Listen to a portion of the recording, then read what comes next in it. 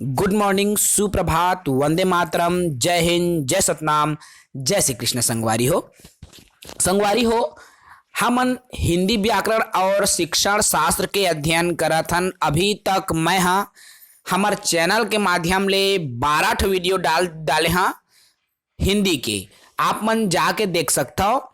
आज के हमार ये जो क्लास है संगवारी हो, क्लास नंबर 13 है, 13वीं क्लास है, जेमा हम आज चर्चा करबो संज्ञा और संज्ञा के प्रकार होते हैं। एकरे बारे में आज हम बिल्कुल विस्तार से खत्म करबो। एक ही वीडियो और संज्ञा ला हम पूरी तरीके से आज हम समझ लेबो संगवारी हो। तो जो भी साथी हमार वीडियो ला पहली बार देखत होई हा, हमार चैनल में नया होई हा, हमार चैनल ला सब्सक्राइब कर ला, अपर संगी ला संगवारी मन ला जरूर शेयर करिया, ताकि वो मन तक भी बिल्कुल निशुल्क वाला जो वीडियो है शिक्षक भर्ती के वो हर पहुंच सके संगवारी हो। तो आओ अब सीधे हमन अपन वीडियो में आथन। वीडियो के शुरुआत हमन करथन, तो चलिए शुरू करते हैं साथियों। ये जो क्लासेस हमारी चल रही है शिक्षक और सहायक शिक्षक दोनों के लिए हैं। कई व्याख्याता साथी भी पूछ रहे थे, तो साथियों आप मैच कर लीजिए। यदि आपके सिलेबस में हिंदी विषय मिल रहा है तो आप बिल्कुल पढ़ाई कर सकते हैं, आपके लिए भी समान रूप से उपयोगी होगा। चलिए अब देखिए, ये संज्ञा होता क्या है। संज्ञा को जानने से पहले हमें जानना ये जरूरी है, ये जो आज हम पढ़ने जा रहे हैं वो क्या है, इकाई 3 का है। ठीक है साथियों, ये हमारा इकाई 3 का है। इकाई 3 का ये वीडियो है जिसमें आप देख पाएंगे पद भेद करके दिया है, उसमें पहली क्लास है संज्ञा। ठीक है, इसी को शब्द भेद भी कहते हैं। अब ये शब्द भेद में हम इन्हीं चीजों के बारे में पढ़ेंगे, जैसे कि संज्ञा हो गया, सर्वनाम हो गया, विशेषण, क्रिया, क्रिया विशेषण, समुच्चय बोधक, अवयव, ये सभी उसमें आ जाते हैं अवयव में। ठीक है, तो संज्ञा, सर्वनाम, विशेषण, क्रिया विशेषण, ये सभी चीजें हम बिल्कुल शब्द भेद या पद भेद में पढ़ने वाले हैं। आज हम जो शुरू कर रहे हैं संज्ञा, आखिर ये संज्ञा होता क्या है। तो साथियों, संज्ञा जिसे अंग्रेजी में नाउन बोलते हैं, और नाउन की परिभाषा तो आप सभी जानते ही होंगे। A noun is any person, place or things. ये बेसिक सी होती है जो कि हम कक्षा 5वीं 6वीं में इसको रट लेते हैं। किसी व्यक्ति, देखो इसकी परिभाषा आप देखो, किसी व्यक्ति, वस्तु, स्थान, जाति, भाव के नाम को संज्ञा कहते हैं। ठीक है, किसी व्यक्ति, वस्तु, स्थान, जाति, भाव के नाम को संज्ञा कहते हैं। लेकिन मैं जो बताने जा रहा हूं या मैं जो बताऊंगा साथियों, यदि आप परिभाषा को याद कर लिए तो आपने प्रकारों को याद कर लिया। मेरे पढ़ाने का तरीका ही यही होगा। देखो यहां पर जब आपको शो हो रहा है व्यक्ति की, तो पहला प्रकार है व्यक्तिवाचक। ठीक है, दूसरे में आप रख लेना जाति, तीसरे में आप रख लेना द्रव्य या पदार्थ, चौथे में आप रख लेना समूह, और 5वें में आप रख लेना भाव को। ठीक है, तो देखो परिभाषा कैसे बन जाएगा, किसी व्यक्ति, जाति, पदार्थ, समूह या भाव के नाम को संज्ञा कहते हैं। किसी व्यक्ति, जाति, पदार्थ, समूह, भाव के नाम को संज्ञा कहते हैं। किसी व्यक्ति, जाति, पदार्थ, भाव, समूह, है ना, तो किसी व्यक्ति, जाति, पदार्थ, समूह, भाव के नाम को संज्ञा कहते हैं। किसी व्यक्ति, जाति, पदार्थ, समूह, भाव के नाम को संज्ञा कहते हैं। ये जो शब्द आपको दिख रहा है उसके जगह में इन्हीं आप जो इसके प्रकार है साथियों, उनको आप क्रम से रखें और परिभाषित रूप में उसको याद करें, तो आपका ये जो संज्ञा की परिभाषा तो दिमाग में बैठेगा ही, और साथ ही साथ इनके प्रकार को भी आप दिमाग में बैठा सकते हो।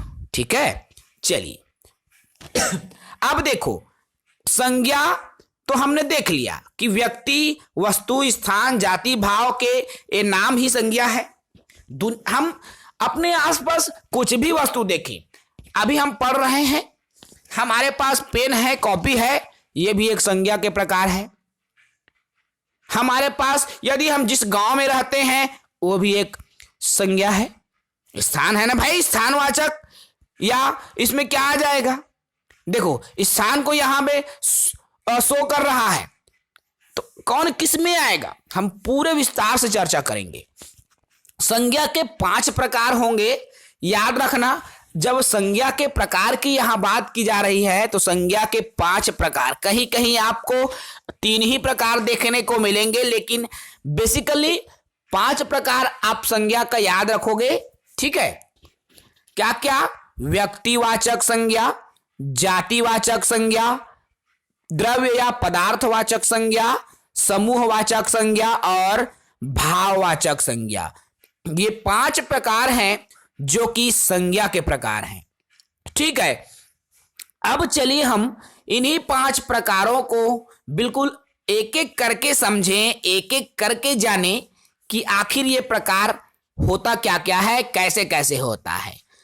तो सबसे पहले हमारा आता है साथियों व्यक्तिवाचक संज्ञा। तो व्यक्तिवाचक संज्ञा क्या है? तो जिस शब्द से किसी एक व्यक्ति या वस्तु का बोध होता है, एक अर्थात किसी एक अकेले वस्तु का बोध होगा, याद रखना। ठीक है ना भाई? तो जिस शब्द से व्यक्तिवाचक मतलब किसी एक व्यक्ति या एक वस्तु का बोध होगा, याद रखना। तो जिस शब्द से किसी एक व्यक्ति या एक अकेले वस्तु का जब बोध होता है तो उसे व्यक्तिवाचक संज्ञा कहते हैं। इसमें राम, एग्जाम्पल देखिए, श्याम, किरण, भारत। भाई यहां पर व्यक्ति से तात्पर्य किसी व्यक्ति विशेष का नाम हो गया, और यहां पर हर वो चीज जहां जो एकल हो, व्यक्तिगत हो, है ना भाई? जैसे दिल्ली, आपका जो भी शहर है, जांजगीर चांपा, रामायण, महाभारत, किसी एक अकेले व्यक्ति या वस्तु। अब जब यहां बात की जाती है वस्तु की तो सब चीजें आ जाती है ना भाई? तो व्यक्तिवाचक में हमेशा याद रखना, अगर वो एक अकेले हो गया तो वो क्या हो जाएगा? व्यक्तिवाचक। तो किसी या जिस शब्द से किसी एक व्यक्ति या एक वस्तु, एक अकेले वस्तु का जब बोध होता है तो वहां पर क्या होता है? आपका व्यक्तिवाचक संज्ञा होता है। समझ में आ रहा है? व्यक्तिवाचक। चलिए दूसरे हम बिंदु पर बढ़ें, दूसरे पर बढ़ते हैं। देखिए दूसरा है हमारा जातिवाचक संज्ञा। अब ये जातिवाचक संज्ञा क्या है? देखो भाई, कई लोग यहां पर कंफ्यूज रहते हैं, जाति से तात्पर्य होता क्या है? जाति से तात्पर्य कोई, मैं देवांगन हूं, आप दर्शना है, कोई यादव है, तो ये नहीं होता भाई। ठीक है, जाति से तात्पर्य किसी की सरनेम से यहां बात नहीं की जाती, बल्कि जाति से तात्पर्य आप देखो परिभाषा में, जिन संज्ञाओं से एक ही प्रकार की वस्तुओं या व्यक्तियों का बोध हो उसे जातिवाचक संज्ञा कहते हैं। कैसे? मान लो मैं देवांगन हूं, है ना भाई, आप यादव हो, तो मैं देवांगन हूं, एक ही प्रकार के जितने भी हैं हमारे छत्तीसगढ़ में देवांगन, वो हमारी जाति है ना? यादव हो आप, हमारे प्रदेश में जितने भी यादव हैं सबको जब एक जगह में एकत्र करते हैं तो वो आपकी जाति है ना? बात अगर जाति में होती है तो जिन संज्ञाओं से एक ही प्रकार की वस्तुओं या व्यक्तियों का बोध हो वहां जातिवाचक संज्ञा। अब देखो यहां मनुष्य, भाई मनुष्य में एक अकेले तो नहीं हूं, अगर एक अकेले मनुष्य की यहां पर बात होती तो वो व्यक्तिवाचक हो जाता, लेकिन यहां मनुष्य लिखा हुआ है, मतलब बहुत सारे मनुष्य आ जाएंगे। हमारे पूरे विश्व में जितने भी मनुष्य हैं उस सब व्यक्ति को मनुष्य की श्रेणी में रखा गया है ना भाई। जैसे लड़का, तो जितने भी लड़के हैं तो उन सभी को लड़के की एक नाम दिया गया। जितने भी लड़का है सब, चाहे लड़की हो, चाहे घोड़ा हो, तोता हो, घर हो, मेज हो, कुर्सी हो, है ना भाई। तो ये सभी किस में आ गया? आपका जातिवाचक। अर्थात अब मान लो यहां पर देखो, अब यहां आप बोल दो कि दिल्ली, तो भाई आप दिल्ली बोलोगे तो क्या दिल्ली जातिवाचक है? कितने दिल्ली हैं आपके दुनिया में? सब दिल्ली को मिलाकर उसको दिल्ली नाम दिया गया क्या? नहीं, दिल्ली जातिवाचक होगा नहीं, ये व्यक्तिवाचक में आ जाएगा, है ना भाई। किसी एक अकेले की यहां बात होती है। अगर यहीं पर आपका गांव की बात कर दी जाए तो कितने सारे आपके गांव आ जाएंगे ना भाई। तो ये होता है, ठीक है, जातिवाचक संज्ञा। समझ में आ रहा है बात? देखिए, जातिवाचक की जब हम बात कर रहे हैं, बात करेंगे शिक्षक की, तो शिक्षक एक नहीं होते, कई लाख शिक्षक हैं। तो बात होती है उस समूह की, ठीक है। अब शिक्षक की बात जब हो रही है तो कितने शिक्षक है, जब सबको शामिल कर लिया जाए तो वो जातिवाचक हो जाएगा। ठीक है साथियों, चलिए अब हमारा तीसरा बिंदु जो निकल कर आता है वो है द्रव्यवाचक या पदार्थवाचक संज्ञा। अब याद रखो, यहां पर द्रव्य अर्थात तरल पदार्थ जो बह जाए, है ना भाई। द्रव्य वही तो है ना जो द्रव के रूप में द्रवित हो जाए, बह जाए, पिघल जाए, है ना, वो सब क्या है? द्रव है। इसको पहले आप दिमाग में बैठा लो। उसके बाद देखो, अब जिन संज्ञा से नाप तौल वाली वस्तु का बोध होता है उसे द्रव्यवाचक या पदार्थवाचक। अब नाप देखो, अब यहां द्रव्य से तात्पर्य सिर्फ हम बहने वाली को नहीं लेंगे, तरल पदार्थों को नहीं लेंगे, वे सभी पदार्थ, चाहे वो ठोस रूप में ही क्यों ना हो, ठीक है। जैसे सोना हो गया भाई, इसको भी तो आप गला सकते हो। चांदी, हीरा, मोती, दूध, दही, जितने भी रत्न भी है वो भी आपके पदार्थ में आएंगे, ठीक है। तो क्या है, तो जिसको नापा जा सके, तौला जा सके, है ना, उनका बोध होता है, उसे द्रव्य या पदार्थवाचक संज्ञा कहते हैं। इस संज्ञा का सामान्यतः बहुवचन नहीं होता। इस चीज को याद रखना, जो द्रव्यवाचक संज्ञा है, पदार्थवाचक संज्ञा है, उसका बहुवचन नहीं होता। अब जैसे दही, तो बहुत सारा दही लाया है तब भी दही बोलोगे कि दहियों बोलोगे? भाई आप खुद सोचो, उन्होंने दहियां लाए हैं, ऐसा नहीं होता, उन्होंने दही लाया है ऐसे होगा, है ना भाई। सोना, अब सोना का बहुवचन बना पाओगे क्या? सोनो, सोने, ऐसा नहीं। तो द्रव्यवाचक या पदार्थवाचक संज्ञा का सामान्यतः बहुवचन नहीं मिलता, ठीक है, इसको भी आप याद रखो। चलिए, उसके बाद में हमारा अगला बिंदु है, चौथा पॉइंट, समूहवाचक। समूह, अब समूह यहां पर नाम से स्पष्ट है साथियों। समूह अर्थात ग्रुप और समूह मतलब जहां पर दो से अधिक व्यक्ति एकत्र हो, वो समूह की श्रेणी में आ जाता है ना भाई। तो देखो, जिन संज्ञा से वस्तु या व्यक्ति के समूह का बोध होता है उसे समूहवाचक संज्ञा कहते हैं। अब जिस व्यक्ति या वस्तु से समूह का बोध हो रहा है, जैसे परिवार। अब यहां परिवार की जब बात होती है तो जानते हैं साथियों, सबके परिवार में बहुत सारे, एक अकेला रहेगा व्यक्ति, वो तो व्यक्तिवाचक में है, समूहवाचक में कहां आएगा।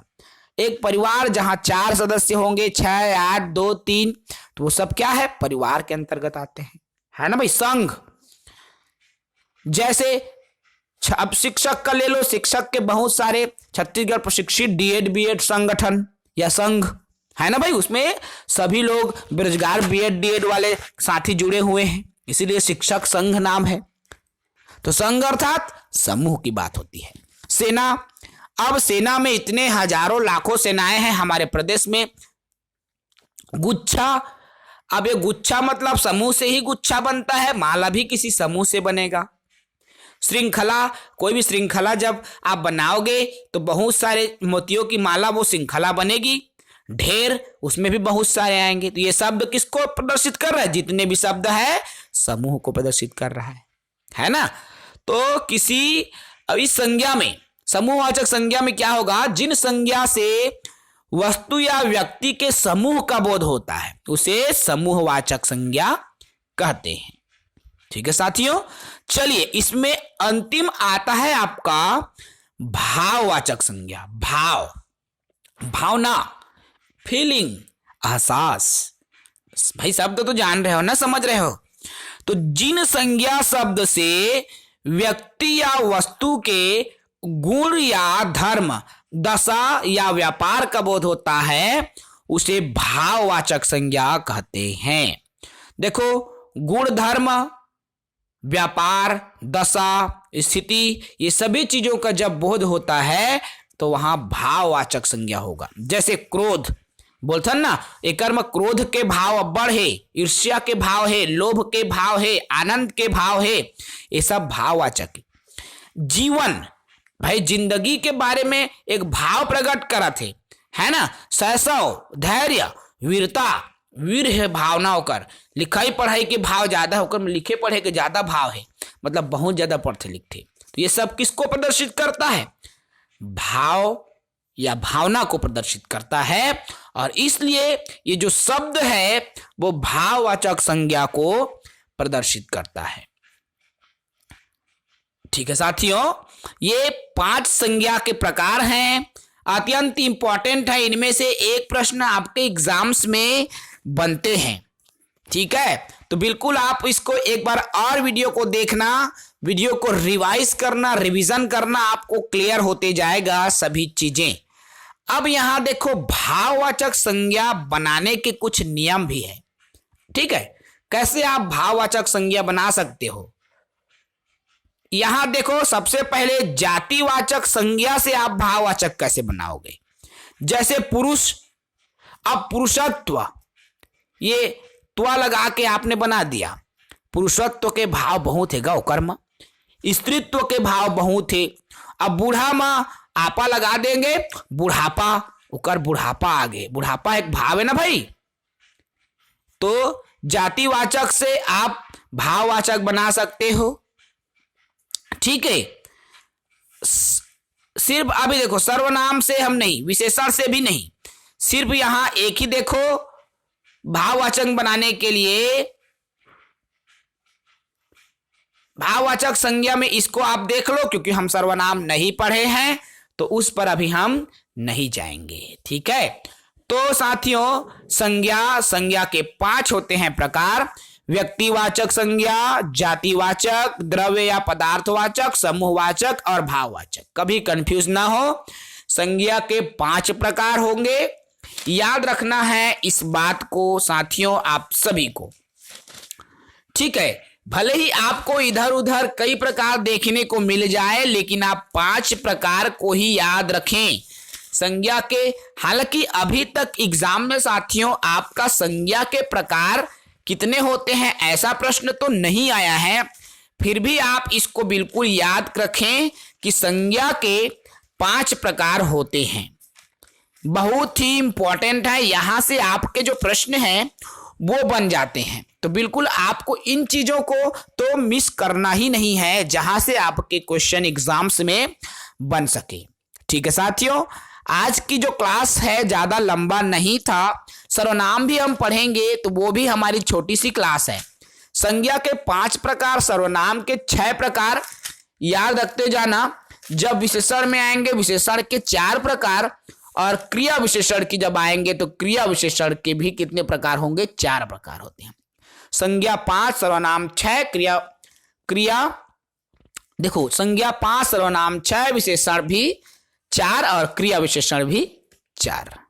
ठीक है, इस तरह से होता है। तो संज्ञा के 5 प्रकार हैं, आप उसको याद रखेंगे। संज्ञा के बाद हमारा कल की जो क्लास चलेगी साथियों, वो चलेगी सर्वनाम की क्लास, और सर्वनाम को भी हम काफी अच्छे तरीके से पढ़ेंगे, समझेंगे, जानेंगे।